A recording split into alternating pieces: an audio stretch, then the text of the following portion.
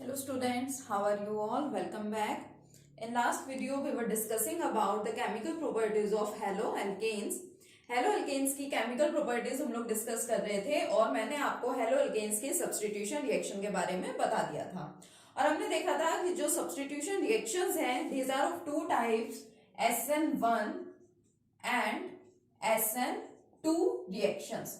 ठीक है, SN1 and SN2. Now what are these SN1 and SN2? यही आज हमें डिटेल में पढ़ना है. इसका मैकेनिज्म, इसकी स्टेबिलिटी, इसका रेट, ठीक है, ये सारी चीजें हमें इन दोनों टाइप के मैकेनिज्म्स में पढ़नी है.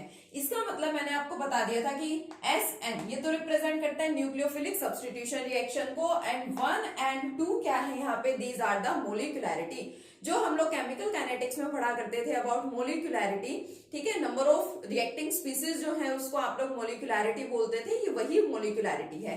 SN1 का मतलब कि आपके यूनिमोलिकुलर रिएक्शन होगा, SN2 का मतलब आपका बाई मोलिकुलर रिएक्शन होगा. तो 1 by 1 इनको डिटेल में हमें स्टडी करना है. तो सबसे पहले देखते हैं SN2 मैकेनिज्म. जो हमारा SN2 मैकेनिज्म है वो किस टाइप का होता है, क्या हम उसमें पढ़ते हैं, किस तरह से रेट ऑफ द रिएक्शन है वो किन किन फैक्टर्स पे डिपेंड करता होगा, ये सारी चीजें हमें यहाँ पे देखनी है. उससे पहले न्यूक्लियोफिलिक सब्स्टिट्यूशन क्या है, एक न्यूक्लियोफाइल किस तरह से वहां पे आपके किसी सब्सटेंस को रिप्लेस करती है या सब्स्टिट्यूट करती है, ये मैंने आपको लास्ट लेक्चर में बता रखा है. ठीक है, जिसने वो लेक्चर नहीं देखा पहले उस लेक्चर को देखें अच्छे से, उसके बाद इसको स्टडी करें. ठीक है, SN2 मैकेनिज्म सबसे पहले हम लोग ले रहे हैं यहाँ पे, उसके बाद डिस्कस करेंगे SN1 को. SN2 का मतलब क्या होता है? By molecular. 2 का मतलब by molecular substitution reaction. SN2 reaction is the bimolecular substitution reaction. देखिए इस टाइप के रिएक्शन में होता क्या है. सबसे पहले तो आपको ये पता होना चाहिए कि जो आपके सबस्ट्रेट्स हैं, ठीक है, सबस्ट्रेट का मतलब क्या है? जो आपकी रिएक्टिंग स्पीसीज हैं. साथ में आपको रिएजेंट की भी रिक्वायरमेंट होती है और कुछ आपके सॉल्वेंट्स की प्रेजेंस में भी रिएक्शन होते हैं. तो सबसे पहले तो आपको ध्यान रखना है that SN2 mechanism takes place in the presence of polar aprotic solvents. अब सॉल्वेंट्स दो तरह के हो सकते हैं, ठीक है, एक तो आपको पोलर और नॉन पोलर के बारे में तो पता ही है. उसमें से भी जो आपका पोलर है वो दो टाइप का हो सकता है. एक तो हो सकता है प्रोटिक, ठीक है, और एक क्या हो सकता है? अप्रोटिक. प्रोटिक देखिए किससे रिलेटेड है? Related to proton. प्रोटोन का मतलब क्या होता है? H positive. अब हमारे पास में कुछ ऐसे सॉल्वेंट्स होते हैं जो कि क्या होते हैं? पोलर प्रोटिक होते हैं. प्रोटिक का मतलब वो अपना प्रोटोन यानी H पॉजिटिव डिसोसिएट कर सकते हैं. मान लीजिए मैं आपको कहूं कोई रिएक्शन हो रहा है वाटर की प्रेजेंस में, तो वाटर में क्या है? H positive plus OH negative. Water अपना H पॉजिटिव किसी को प्रोवाइड करवा सकता है, तो इसे आप क्या बोलेंगे? It is a polar protic solvent. जैसे आपके पास है मान लीजिए एसिटिक एसिड CH3COOH, इसकी प्रेजेंस में कोई रिएक्शन हो रहा है, इसका आप डिसोसिएशन करेंगे तो एक तो फॉर्मेशन हो जाएगी एसिटेट आयन, साथ में हाइड्रोजन आयन की फॉर्मेशन होती है. अब ये सब्सटेंस भी हाइड्रोजन आयन को प्रोवाइड कर रहा है, इट मींस आपका सॉल्वेंट कैसा है? ये पोलर प्रोटिक सॉल्वेंट होगा. चलिए एक सॉल्वेंट और देखिए, ये तो होगा आपके पोलर प्रोटिक सॉल्वेंट. एक मान लीजिए आपके पास है S डबल बॉन्ड O, यहाँ पे मिथाइल ग्रुप एंड यहाँ पे मिथाइल ग्रुप, इसका नाम है DMSO. DMSO का मतलब क्या है? Di methyl sulphate. ठीक है, डाई मिथाइल सल्फेट है आपका ये substance. This substance is also solvent. ठीक है, और इसमें आपको दिख रहा है कि ना तो ये मिथाइल ग्रुप अपना हाइड्रोजन प्रोवाइड करवा सकता है, ना ही ये वाला मिथाइल ग्रुप अपना हाइड्रोजन प्रोवाइड करवा सकता है. So it is a polar aprotic solvent. तो जो हमारा SN2 मैकेनिज्म है, जो SN2 रिएक्शंस है वो पोलर एप्रोटिक सॉल्वेंट की प्रेजेंस में ही होते हैं. ठीक है, लाइक DMSO हो गया, और भी काफी इस टाइप के एग्जांपल्स होते हैं, उनकी प्रेजेंस में ये सारे रिएक्शंस होंगे. और देखें तो DMF होता है, लाइक डाई मिथाइल फॉर्मामाइड होता है, तो इसकी प्रेजेंस में ये रिएक्शंस यहाँ पे होने हैं. ठीक है, तो फर्स्ट पॉइंट तो SN2 मैकेनिज्म रिगार्डिंग ये ध्यान रखेंगे. एक तो हमें इसके डेफिनेशन से पता चल ही रहा है कि यहाँ पे मॉलिक्यूलैरिटी कितनी है? 2 है. दूसरा, इस टाइप के रिएक्शंस होते हैं पोलर एप्रोटिक सॉल्वेंट्स की प्रेजेंस में. अब सेकंड हमें कोई एग्जांपल लेना पड़ेगा. तो SN2 मैकेनिज्म कौन सा रिएक्शन शो करता है? आप सबस्ट्रेट एंड न्यूक्लियोफाइल आप ध्यान रखेंगे कौन है. मान लीजिए आपने यहाँ पे ले लिया, सपोज कोई भी एग्जांपल आप ले रहे हैं मिथाइल क्लोराइड. क्या ले लिया आपने? आपका सबस्ट्रेट कौन है? Methyl chloride. और क्योंकि न्यूक्लियोफिलिक सब्स्टिट्यूशन रिएक्शन है तो न्यूक्लियोफाइल तो होनी ही चाहिए. मान लीजिए न्यूक्लियोफाइल कौन है आपका? OH negative. अब यहाँ पे देखिए रिएक्शन होगा किस तरह से होगा, SN2 यानी कि बाई मोलिकुलर, ये बाई क्या शो कर रहा है कि जो रिएक्शन का रेट है वो दो सब्सटेंसेस के ऊपर डिपेंड करेगा। दो सब्सटेंसेस कौन कौन से, ये सिंपल से आपके पास दो सब्सटेंसेस है। फर्स्ट वन देखिए मिथाइल क्लोराइड, मैं एक्सपेंड करके दिखाती हूँ। मिथाइल क्लोराइड का मतलब क्या होता है, CH3Cl। मान लो हमारे पास इस तरह से प्रेजेंट है, ये C कार्बन के साथ Cl group, first hydrogen, second hydrogen and third hydrogen, ठीक है। इसके साथ कौन प्रेजेंट है, OH नेगेटिव यहाँ पे प्रेजेंट है।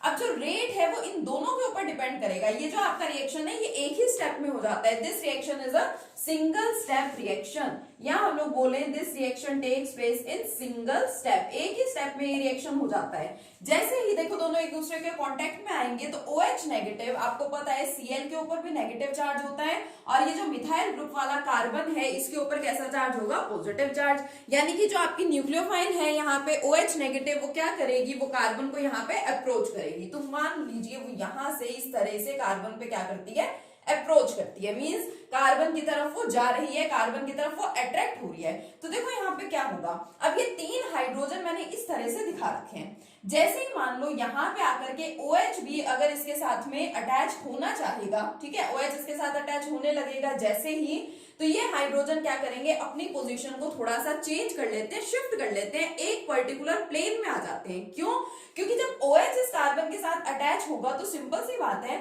अगर ये एक दूसरे के क्लोज हैं, ऊपर से हाइड्रोक्सिल ग्रुप और यहाँ पे आ जाएगा तो इसमें हिंड्रेंस होगी, रिपल्शन होगी, उस वजह से यहाँ पे स्टेबिलिटी डिस्टर्ब हो जाएगी। तो देखिए जैसे ही OH नेगेटिव यहाँ पे अटैक करता है, इसको अप्रोच करता है, एक ट्रांजिशन स्टेट की फॉर्मेशन हो जाती है। ट्रांजिशन स्टेट का मतलब क्या, कि तीन हाइड्रोजन तो इस तरह से अपने आप को अरेंज कर लेते हैं, ठीक है। अब ये OH इसके साथ अटैच हो रहा है, अभी वो कंप्लीटली अटैच नहीं हुआ, मतलब वीक बॉन्ड की हेल्प से अभी वो अटैच हुआ है जस्ट। तो एक वीक बॉन्ड कैसे रिप्रेजेंट करते हैं हम लोग, डॉटेड लाइन से, तो यहां मैंने दिखा दी डॉटेड लाइन।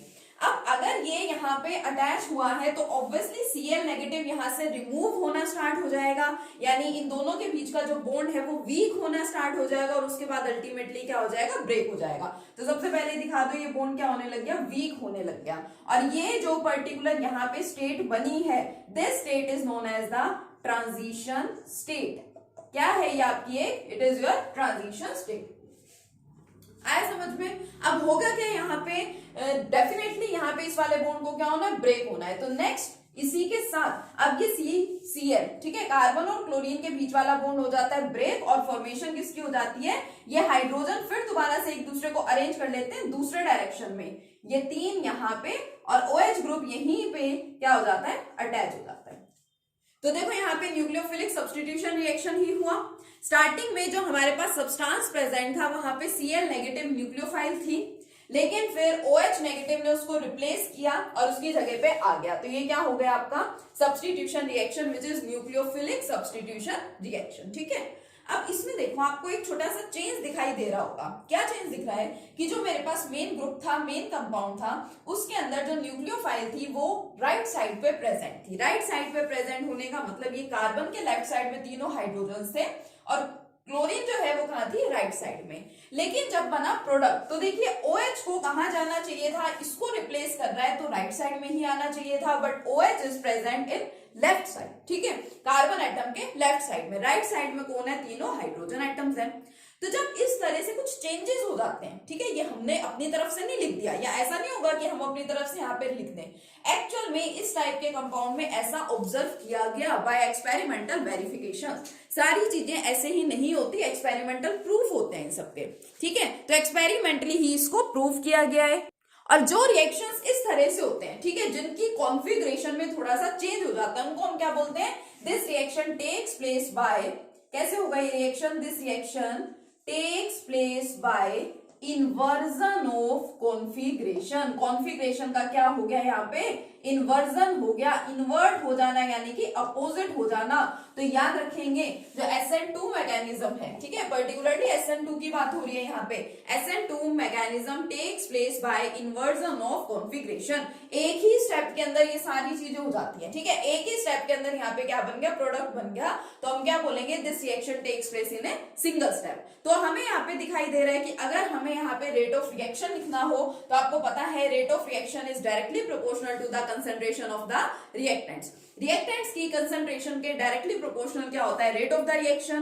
कौन से आपको रिएक्टेंट्स यहाँ पे दिखाई दे रहे हैं, ये दो रिएक्टेंट्स दिखाई दे रहे हैं, तो मैं यहाँ पे क्या लिख सकती हूँ, rate of the reaction is directly proportional to concentration of CH3Cl as well as the concentration of OH negative. साथ ही में इसकी कंसेंट्रेशन पे भी डिपेंड कर रहा है, तो जो रेट है वो इन दोनों पे डिपेंड कर रहा है।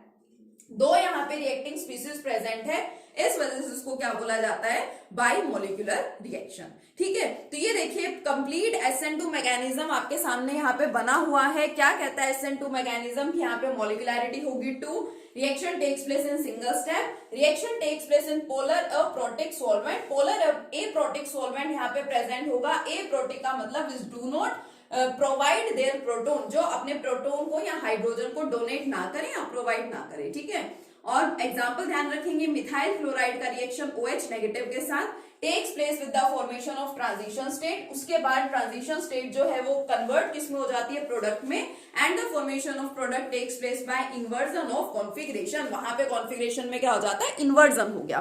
ठीक है, अब मान लो हम यहाँ पे एक छोटा सा चेंज करते हैं। क्या चेंज करते हैं, अभी मैंने जो ले रखा था वो क्या था, CH3Cl, मिथाइल क्लोराइड था, क्लोरीन की जगह कुछ और होगा तो मिथाइल हैलाइड है जनरली। मान लो एक हाइड्रोजन की जगह यहाँ पे कौन प्रेजेंट है, अब की बार यहाँ पे एक हाइड्रोजन की जगह कोई एक एल्काइल ग्रुप आ रहा है, सपोज CH3 या C2H5 कोई भी, और यहाँ पे आपका है हेलोजन।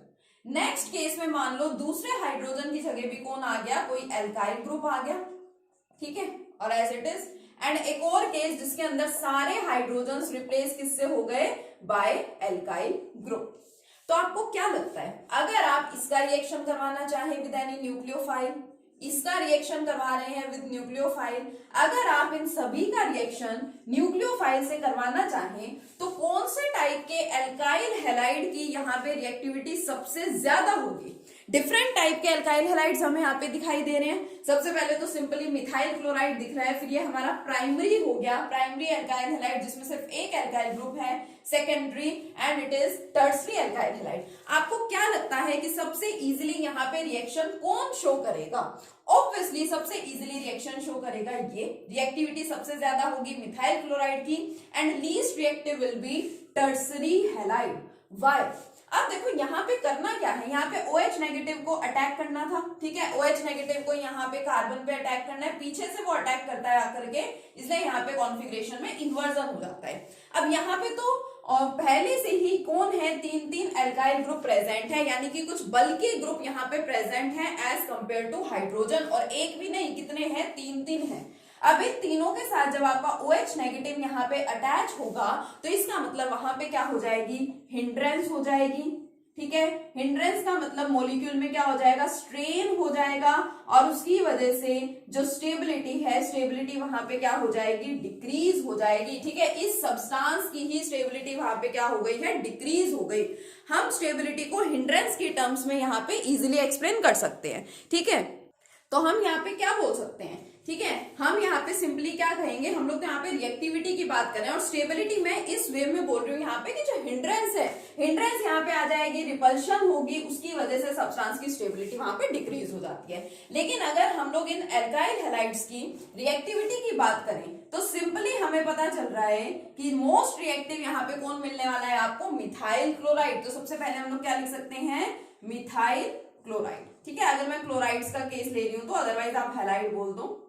ठीक है, इसकी रिएक्टिविटी सबसे ज्यादा होगी सबसे पहले तो 1 डिग्री एल्काइल हैलाइड से, 1 डिग्री एल्काइल हैलाइड की ज्यादा होगी 2 डिग्री एल्काइल हैलाइड से, एंड इसकी और ज्यादा किससे होगी, 3 degree alkyl halide. 1 degree, 2 degree and 3 degree को हम लोग और क्या बोलते हैं, primary, secondary and tertiary alkyl halides. ठीक है, तो हम ये भी बोल सकते हैं कि जो रिएक्टिविटी है, ठीक है, reactivity is inversely proportional to the hindrance.